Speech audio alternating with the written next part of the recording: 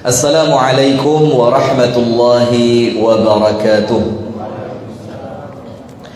Bismillahirrahmanirrahim. Alhamdulillahi rabbil alamin. Wa sallallahu wa sallama ala ashrafil anbiya'i wal mursalin Nabiyyina Muhammadin wa ala alihi wa sahbihi ajma'in. A'udzu billahi minasy syaithanir rajim. Ya ayyuhalladzina amanu taqullaha haqqa tuqatih wa la tamutunna illa wa antum muslimun. Allahumma anta rabbi la ilaha illa anta khalaqtani wa ana 'abduka wa ana 'ala 'ahdika wa wa'dika mastata'tu. A'udzu bika min syarri ma sana'tu abu'u laka bi ni'matika 'alayya wa abu'u bi dhanbi faghfirli fa innahu la yaghfiru dzunuba illa anta. Allahumma inna nas'aluka 'ilman nafi'an. Allahumma inna nas'aluka 'ilman nafi'an. Allahumma inna nas'aluka 'ilman nafi'an wa na'udzu bika min ilmin la yanfa'. Amin ya rabbal alamin. Amma ba'du. Hadirin sekalian, ada ibu-ibu di belakang? Ada? Ada ya, alhamdulillah. Hadirin sekalian, ibu-ibu dan bapak-bapak serta teman-teman sekalian, jamaah Masjid An-Nur yang semoga kita bersama senantiasa dirahmati dan diberkahi oleh Allah. Amin. Puji dan syukur alhamdulillah kita haturkan kepada Allah atas semua limpahan nikmat yang Allah karuniakan, di mana Allah Ta'ala mengingatkan kita, wa in ta'uddu ni'matallahi la tuhsuha. Kalau nyoba dihitung maka tidak akan pernah ketemu hasil hitungannya. Bukan karena sedikit, tapi justru karena terlalu banyak. Sementara yang Allah wajibkan itu bukan menghitung nikmat, tapi mensyukuri. Dalam keadaan kalau kita bersyukur, oleh Allah dikasih bonus, la in syakartum la azidannakum. Oleh Allah nikmat yang kita syukuri bakal ditambah. Tapi ingat, menurut Al-Imam Al-Hafidh Ibnu Katsir, tambahan itu bukan berupa materi. Apa kata Al-Imam Al-Hafidh Ibnu Katsir? La in syakartum ala ni'mati la azidannakum ala ta'ati. Kalau kalian kuat dalam mensyukuri setiap nikmat yang aku beri, kata Allah, maka aku tambahkan kepada kalian kekuatan ibadah taat kepadaku. Jadi itulah erat hubungan antara kepandaian kita bersyukur dengan kemampuan kita beribadah. Nah, maka semakin syukur, ibadahnya semakin kuat, insya Allah begitu. Salawat beriring salam semoga terlimpah dan tercurahkan kepada suri tauladan kita, uswah kita bersama, di mana tidak mungkin kita mendapatkan contoh yang terbaik mengalahkan contoh yang diberikan oleh Rasulullah. Karena contoh itu telah mendapatkan tazkiyah, rekomendasi dari Allah Ta'ala, di mana Allah Ta'ala berfirman, laqad kana lakum fi rasulillahi uswatun hasanah. Jadi mulai bangun tidur sampai tidur lagi, bahkan ketika tidur itu semuanya terbaik. Tapi ada syaratnya. Tidak semua orang itu bisa mencontoh Nabi Muhammad.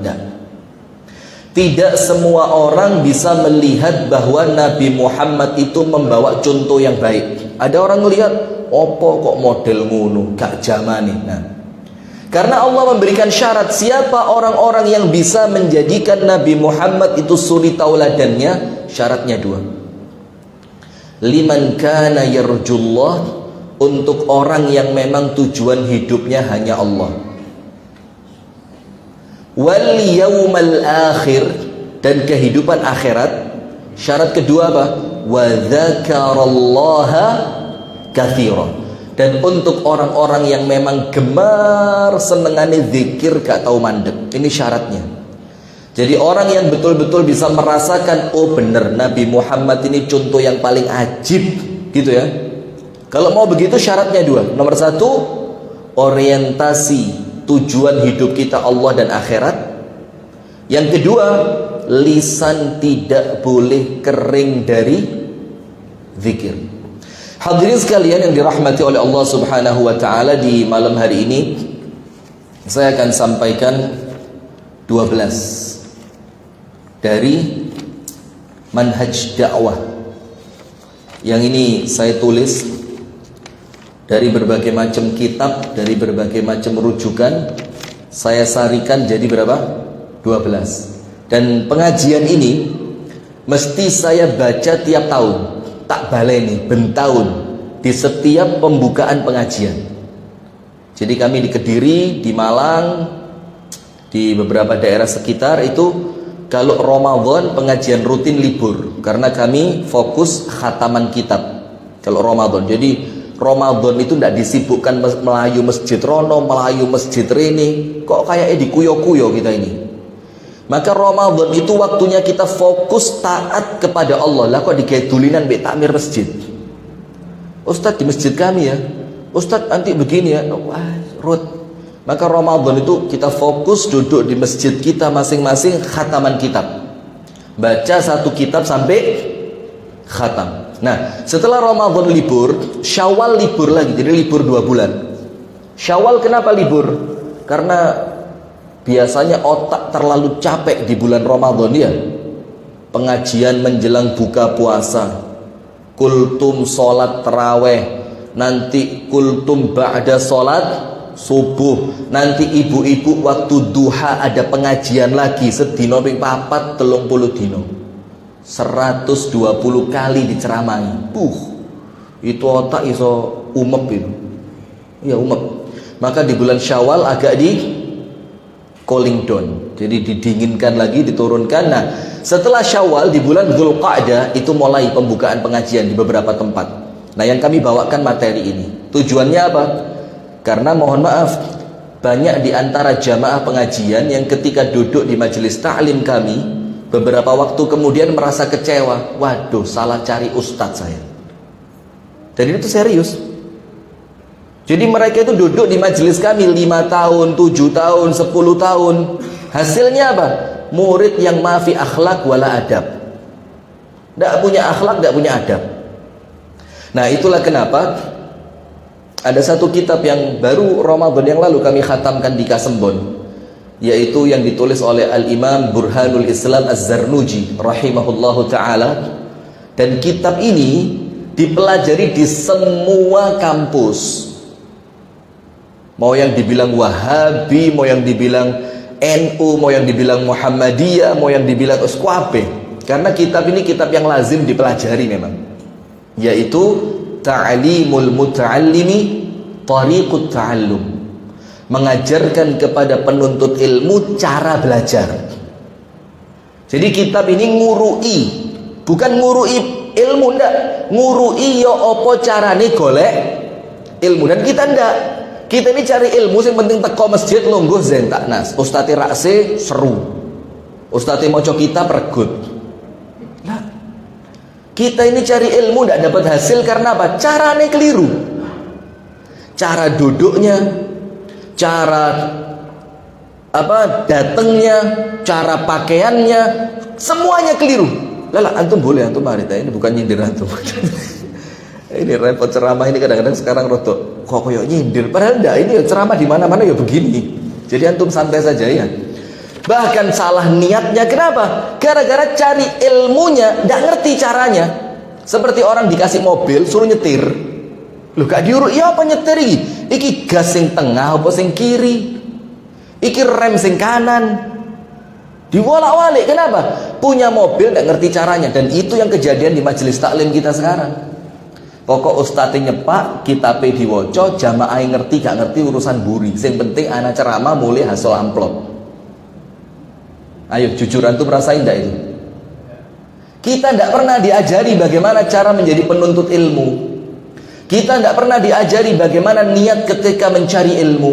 Kita tidak diajari nanti setelah dapat ilmu, ilmunya harus dijadikan tempat untuk apa. Kita tidak pernah diajari bagaimana hormat kepada guru. Kita tidak pernah diajari bagaimana ketika melihat kesalahan seorang guru. Akhirnya munculnya murid-murid qalilul adab. Kalau orang kampung Arab bilang galil adab. Ya begitu. Nah maka dalam kitab Ta'limul Muta'allim, dan ini disepakati oleh para ulama, muttafaq alaih, disepakati, dua perkara paling besar yang menjadikan orang itu pinter tapi ilmunya tidak barokah. Pinter, apal kitab ini, apal kitab itu, pernah khatam kitab ini, pernah khatam kitab itu, pinter tapi tidak barokah. Padahal antara ilmu dan kekayaan itu sama. Yang dicari apa? Manfaat dan barokahnya. Buat apa jadi orang kaya tidak ada manfaat? Buat apa jadi orang pintar kalau tidak mendatangkan manfaat? Nah, manfaat itulah arti barokah dari ilmu yang kita cari. Nah, dikatakan oleh Al-Imam Burhanul Islam Az-Zarnuji, ada dua sebab yang paling besar. Sababun asasi, sabab terbesar. Orang itu cari ilmu, duduk riwa-riwi majelis taklim, masuk masjid ini, masuk masjid sana, duduk sama ustadz ini, duduk sama ustadz sana, baca kitab ini, baca kitab sana, tapi pulang tidak dapat apapun. Sama orang tuanya nyentak, sama istrinya kasar, sama anaknya tidak tanggung jawab. Cari ilmu buat apa antum ini? Iya enggak? Nah sudah. Sebab yang pertama, apa yang bikin ilmu tidak barokah? Dan antum jangan salah paham ya, anak ceramah ngotot-ngotot begini bukan nyeramain antum. Jadi setiap ceramah yang kita sampaikan, objek pertamanya saya sendiri. Jadi jangan dianggap wallahi ya hanu pol. Loh ini gitu masalah ya hanu ini.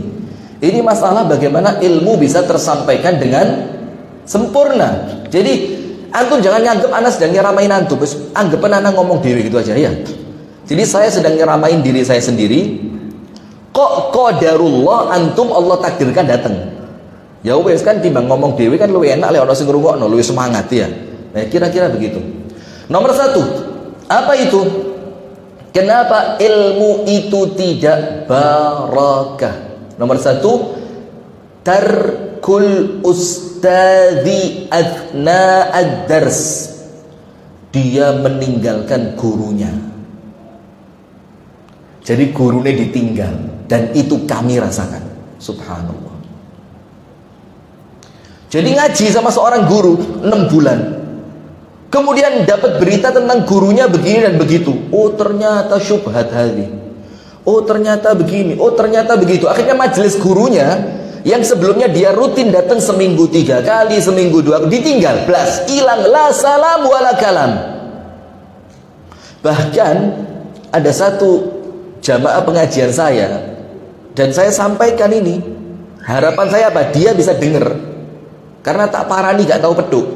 Saya bukan dendam, kesian delok wong model ngono seakan, kesian, wallah miskin. Nah sudah,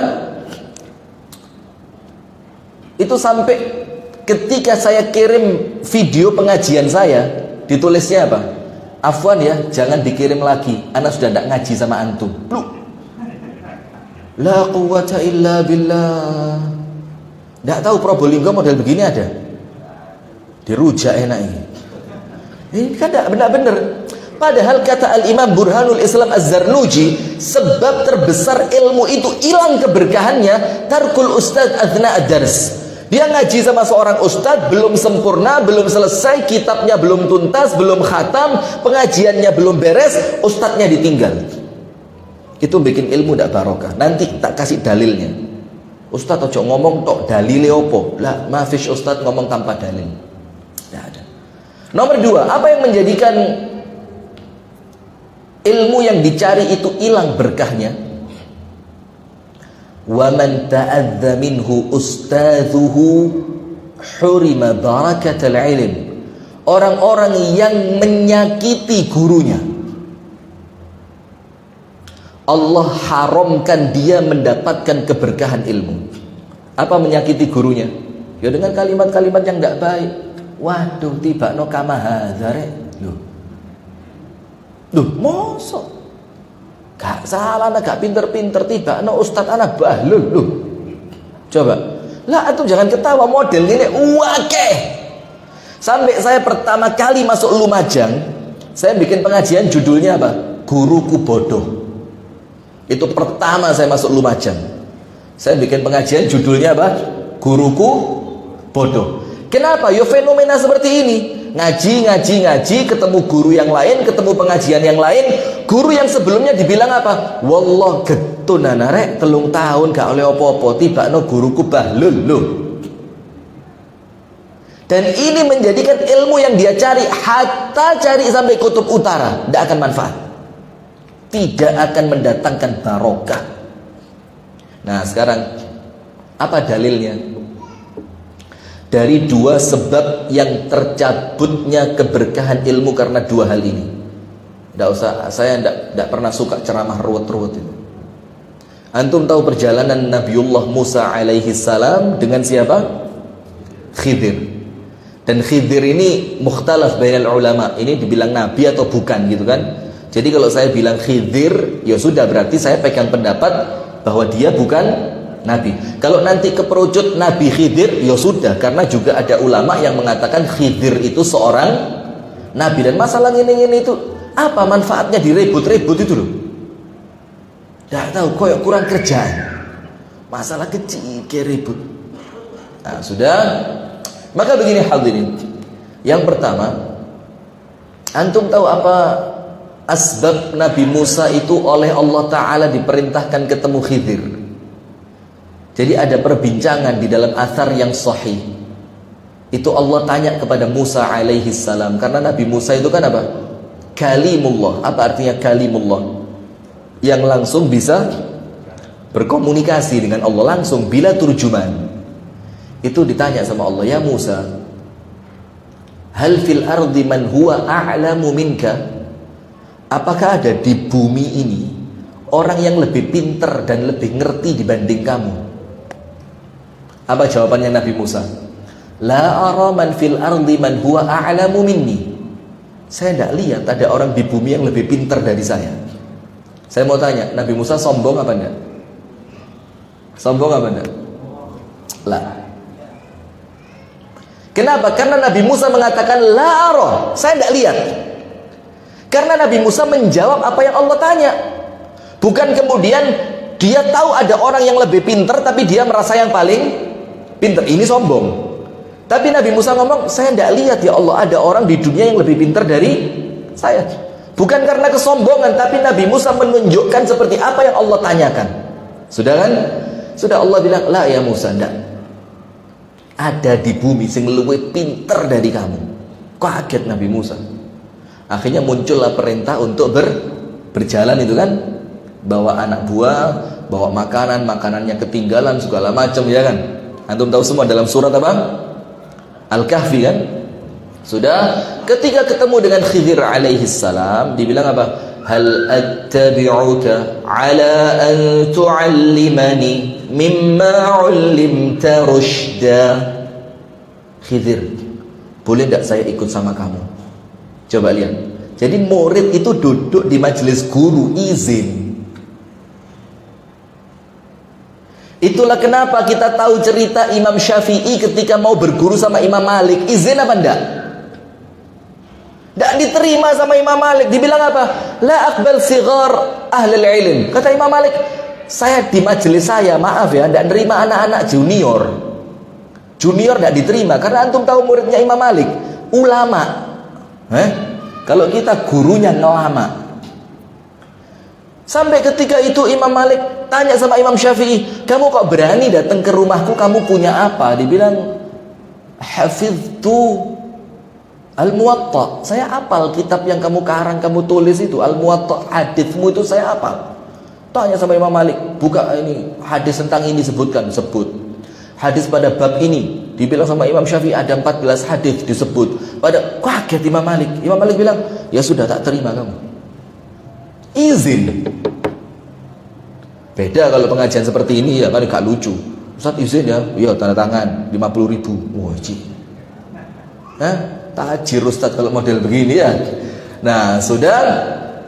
Hal attabi'uka ala an tu'allimani mimma 'ullimta rusyda. Boleh enggak saya ikut kamu? Tujuannya apa? Supaya engkau ajarkan kepadaku apa yang telah engkau ketahui dari pengetahuan. Terus sama Nabi Khidir tidak diterima. Dibilang apa? Innaka lan tastati'a ma'iya sabra. Jangan. Kamu tidak sabar ikut sama saya. Saya mau tanya, kenapa kok sama Khidir Nabi Musa ditolak gara-gara khawatir Nabi Musa tidak sabar? Kenapa? Kan khawatir nanti kamu tidak sabar. Maka daripada kamu tidak sabar, mendingan gak usah melok gitu loh, gak usah ikut. Coba kenapa ditolak? Yo karena pemahamannya Khidir bahwa murid yang ninggal guru sebelum urusannya selesai tidak berkah ilmunya. Ini dalilnya. Maka sampai Khidir khawatir, eman kalau kamu punya ilmu tapi ilmumu tidak barokah. Apa cirinya? Punya ilmu tambah ini. Noleh wong itu mulai ujung rambut sampai ujung kaki. Ya khair. Soli tapi masuk neraka inti ini. Dilihat celananya, dilihat jenggotnya. La haula wala quwata illa billah. Sejak kapan ilmu itu ngajari kita jadi orang yang pandai mengkritik orang lain? Itu ilmu nih sopo yang ngajari kita seperti itu. Ilmu itu bukan buat nilai orang lain, tapi menilai diri kita di hadapan siapa? Allah. Sekarang lihat, yang paling rame sekarang, mohon maaf ya, antara Asy'ariyah dan Athariyah, itu yang paling membedakan apa? Bagaimana menyikapi sifat Allah. Betul tidak? Allah punya tangan, Allah punya mata. Itu orang-orang dari saudara kita kalangan Asy'ariyah itu mentakwil. Takwil itu artinya dikiaskan, dirubah. Misalkan tangan Allah. Kan khawatir kalau dibilang, loh kalau Allah punya tangan kok nampaknya jadi sama seperti makhluk. Maka untuk menghindarkan itu, antara menyamakan Allah dengan makhluk, maka tangan tadi ditakwil menjadi kekuasaan. Menjadi apa? Kekuasaan. Mata, tajri bi a'yunina, mata. Ditakwil apa? Pengetahuan. Telinga, ditakwil apa? Allah Maha. Nah, itu Asy'ariyah. Sementara saudara-saudara kita Athariyah itu ya murid-muridnya Al-Imam Ahmad ibnu Hanbal. Itu isbat. Isbat itu apa? Loh kalau Allah bilang tangan, yo tangan. Tanpa menyerupakan tangannya Allah dengan tangannya makhluk. Kalau Allah bilang mata, yo mata. Tapi kita mengatakan mata yang sesuai dengan keagungan dan kemuliaan Allah, yang tentu tidak sama dengan matanya siapa? Nah, kan diantara itu, kalau saya tidak pernah pusing, Pak. Kenapa? Karena keyakinanmu tentang Allah itu bukan untuk menunjukkan siapa kamu di hadapan manusia. Tapi keyakinanmu tentang Allah itu adalah pertanggungjawabanmu kelak ketika engkau berdiri di hadapan Allah. Yauma yaqumun nasu li rabbil alamin. Loh terus, mana mungkin saya ditanya keyakinan orang lain? Atau orang lain ditanya keyakinan saya? Kan enggak. Jadi kita cari apa? Ya yang paling selamat saja. Lawang keyakinan saya tentang bagaimana mensifati Allah, bagaimana memaknai sifat-sifatnya Allah, itu bukan supaya Anda anggap seperti Anda. Lah, apa pentingnya buat saya? Tapi bagaimana kita punya keyakinan tentang Allah yang itu nanti akan menjadikan kita ngomong di depan Allah apa yang kita yakini tentang Dia. Jadi tidak perlu eker-ekeran. Lah, apa saya eker-ekeran sama antum ketika keyakinan kita berbeda? Kan tidak perlu. Lawang yang nanya nanti siapa? Allah. Kenapa kok saya sok mewakili Allah nanya antum? Antum ya apa? Wah, udah ngawur, ngerokok, nerar. Duh, kok mali bedeni ini ya? Nah, sudah. Maka begitu. Maka Khidir itu nolak pertama. Dibilang apa? Innaka, kamu ini Musa, lan tastati'a ma'iya sabra. Tidak sabar kalau ikut sama saya. Nabi Musa bilang, ayolah Khidir, sabar saya ini. Sama Nabi Khidir dibalas lagi, wa kaifa tasbiru ala ma lam tuhit bihi khubra. Tidak mungkin sabar Musa. Kenapa? Mana mungkin kamu bisa sabar tentang sesuatu yang kamu tidak ngerti, tentang sesuatu yang kamu tidak punya ilmunya.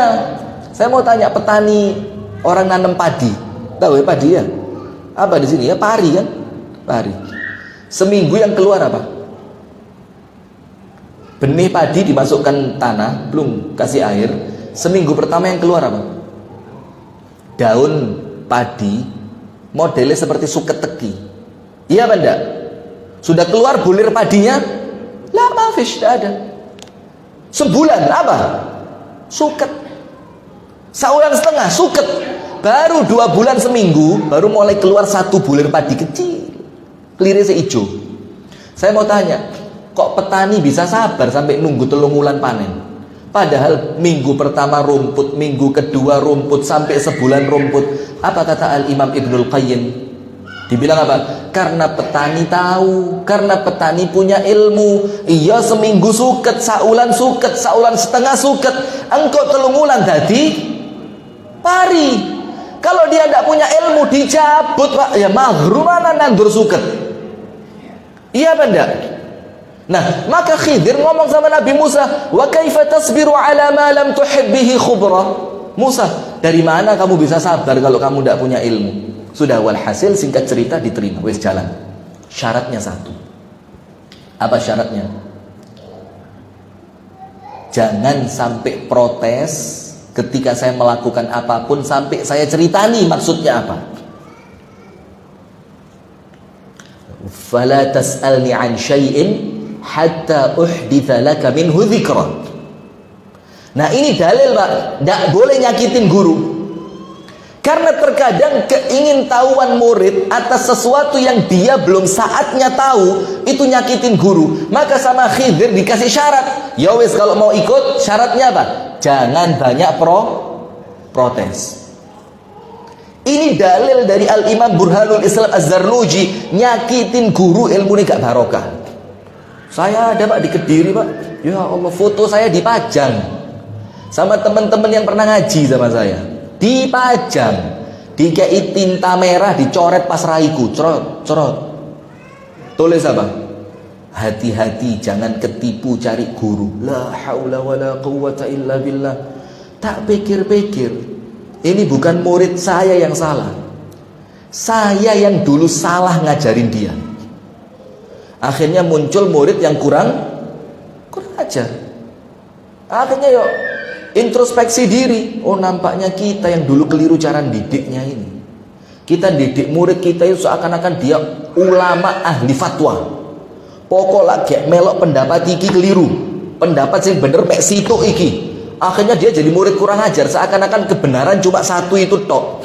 Nah, maka ketika kita didik dia seperti itu, kita katakan bener iku mek siji. Akhirnya ketika dia lihat satu salah dari kita, dibilang ya wes antum salah total karena bener mek siji, coret muka kita sendiri yang salah. Di Probolinggo tidak ada yang suka nyoret-nyoret mukanya guru gitu, tidak ada. Serius, tidak boleh bohong loh, masjid loh ini. Tidak ada, pendatang mungkin ya. Antum suka nyoretin mukanya orang. Astagfirullahaladzim. Coba. Terus ketika gurunya mukanya dicoret, dia kepingin ketika cari ilmu itu ilmunya berkah. Berkahnya siapa? Berkahnya siapa? Nah sudah, akhirnya jalanlah Nabi Musa dengan Khidir. Pertama anak kecil dibunuh. Dah kuat Nabi Musa. Wah, qatalta nafsan zakiyatan bighairi nafs. Kamu bunuh ini anak kecil tidak punya dosa ini. Kata Khidir apa?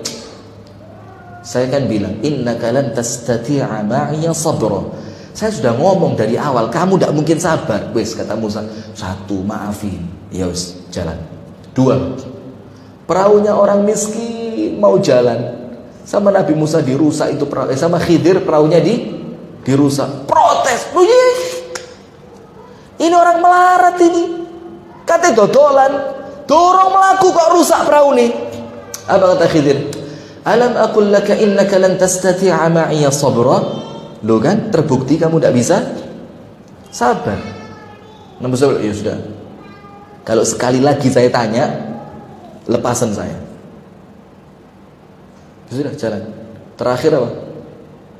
Masuk kampung, minta makan, sama penduduk kampung tidak dikasih makan. Ternyata di kampung itu ada tembok yang mau roboh. Sama Khidir temboknya diperbaiki cuma-cuma, balash.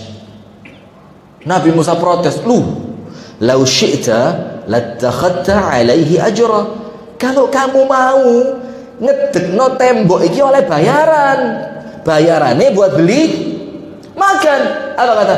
Hadza firaqu baini wa bainik, wis entek sudah. Baru dijelasin. Nah, itulah hadirin yang pertama kali perlu kita tahu dari ilmu ini. Dua perkara yang bikin ilmu kita gak manfaat.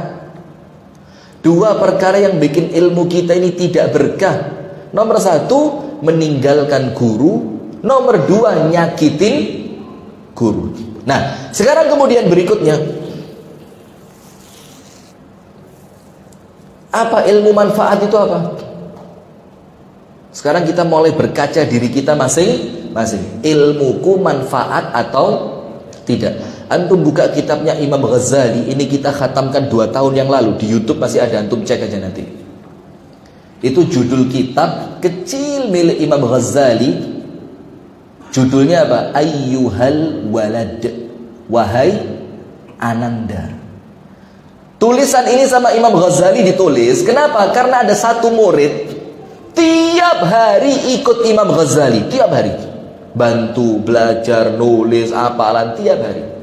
Suatu malam murid ini kepikiran, saya ikut guru saya ini bertahun-tahun sudah, tapi saya masih belum ngerti mana membedakan ilmu yang manfaat, mana ilmu yang tidak manfaat. Akhirnya murid itu tanya, kirim surat ke gurunya, tuliskan untuk saya satu risalah kecil aja, kata muridnya tadi, yang bisa aku bawa kemanapun, yang risalah itu menjadi koreksi untuk ilmuku, supaya aku ngerti mana yang manfaat, mana yang tidak manfaat. Sudah? Maka disebutkan di sana oleh Al-Imam Al-Ghazali, ilmu yang manfaat itu cirinya 3. Cirinya berapa? 3. Ayo dicek. Yang ngaku sudah duduk di majelis taklim tahunan, ayo cek. Nomor 1, al-ilmu yurithul khasyah. Ilmu yang Anda pelajari memunculkan rasa takut kepada Allah. Wedi sama Allah, merasa diawasi sama Allah, dah berani macam-macam di hadapan Allah, senantiasa tunduk, taat, husnudzon, baik sangka kepada Allah. Itu ilmu yang pertama. Apa dalilnya? Allah Ta'ala berfirman dalam Al-Quran, innama yakhshallaha min ibadihi al-ulama. Hanya orang berilmu yang bisa takut kepada Allah. Kalau tidak punya ilmu, mau takut kepada Allah lewat apa? Lewat kelihatan Allah aja tidak pernah. Berarti kita ngerti Allah lewat apa? Lewat ilmu. Nah, maka ilmu yang benar itu bikin Anda takut sama Allah. Tapi ingat, takut sama Allah itu tercermin dari perbuatan kita kepada sesama hamba Allah. Omong kosong.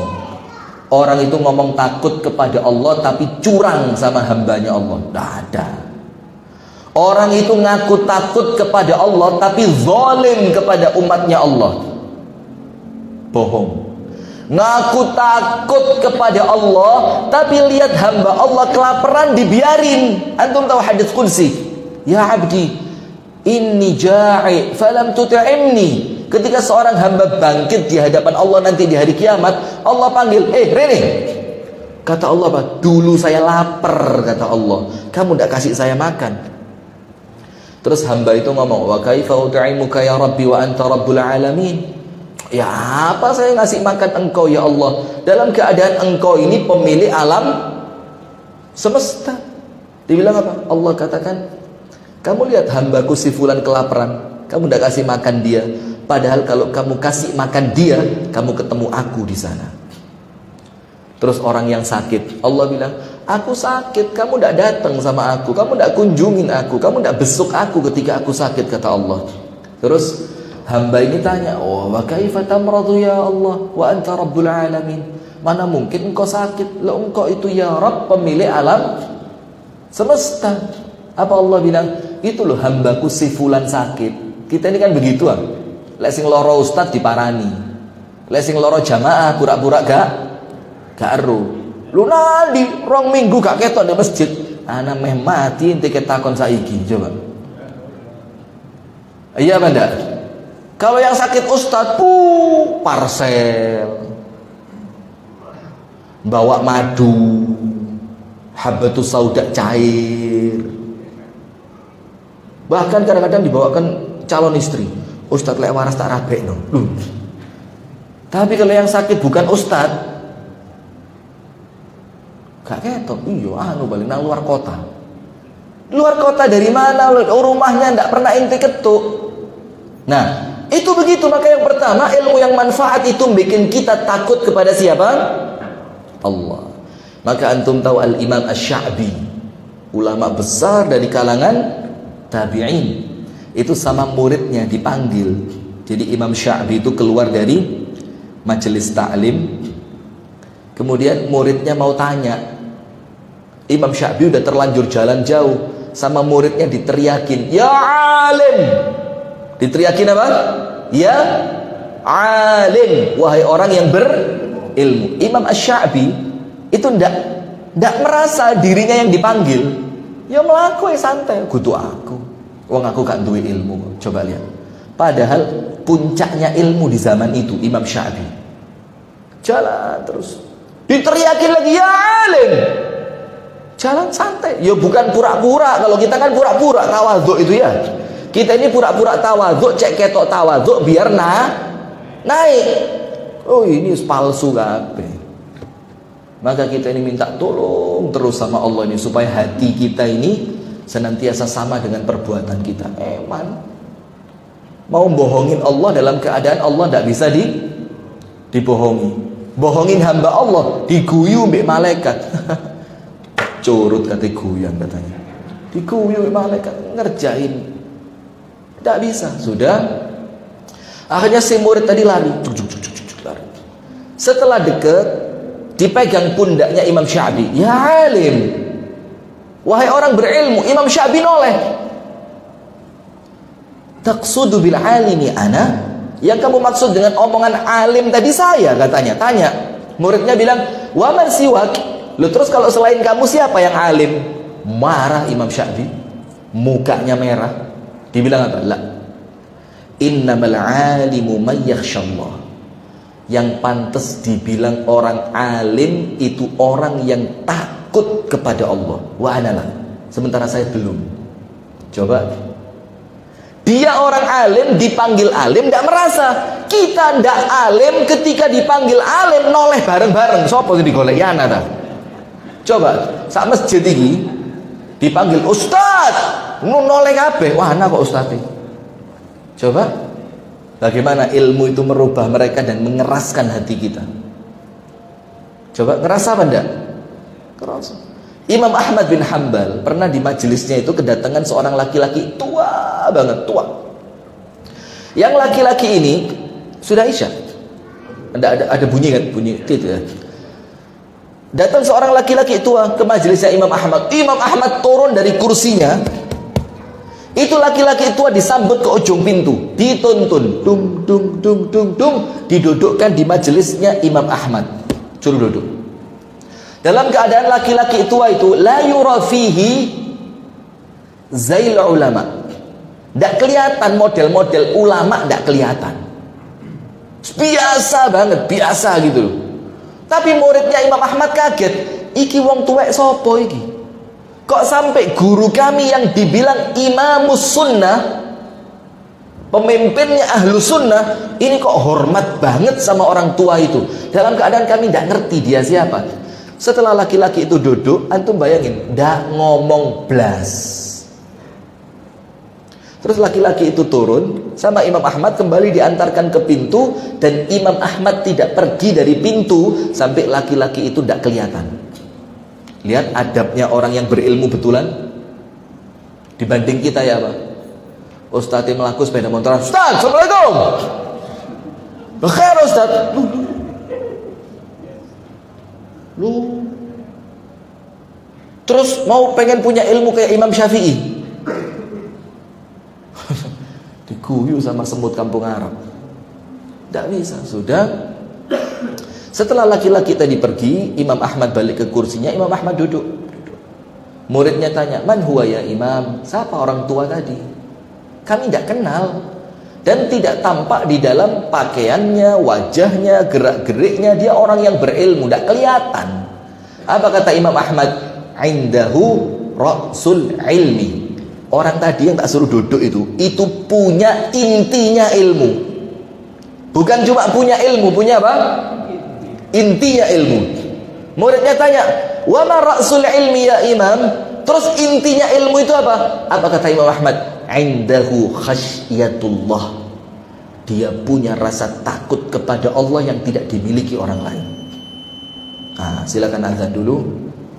Ini nomor 1 aja belum loh, ini baru muqaddimah loh ini. Silakan azan dulu, insyaallah kita lanjut ba'dal azan.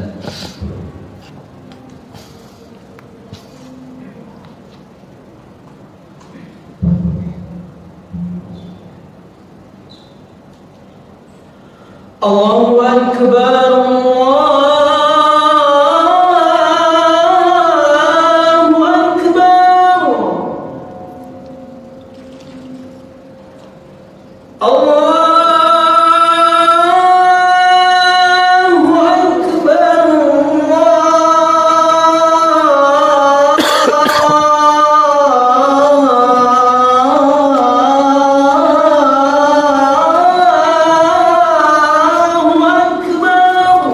Allahu akbar, Allahu akbar, Allahu akbar. Asyhadu an la ilaha illallah.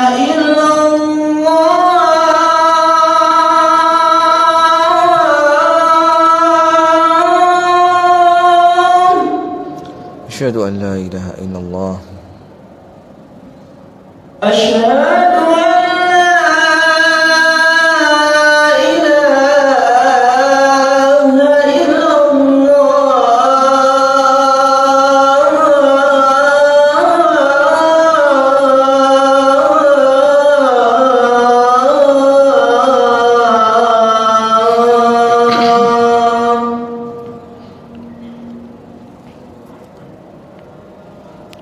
أشهد أن محمد رسول الله.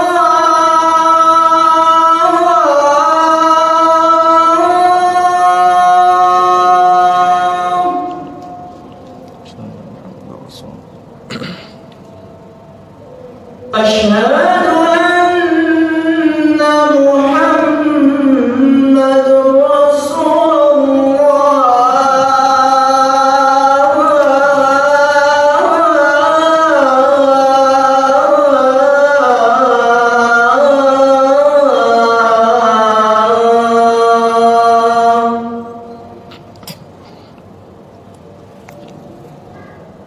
حي على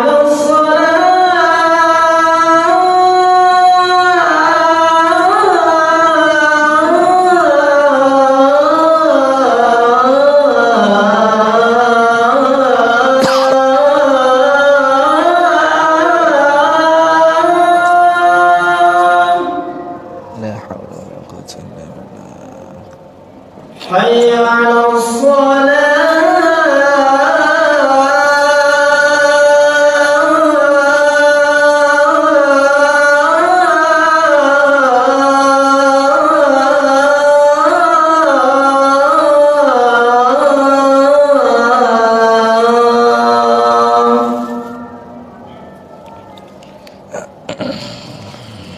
حي على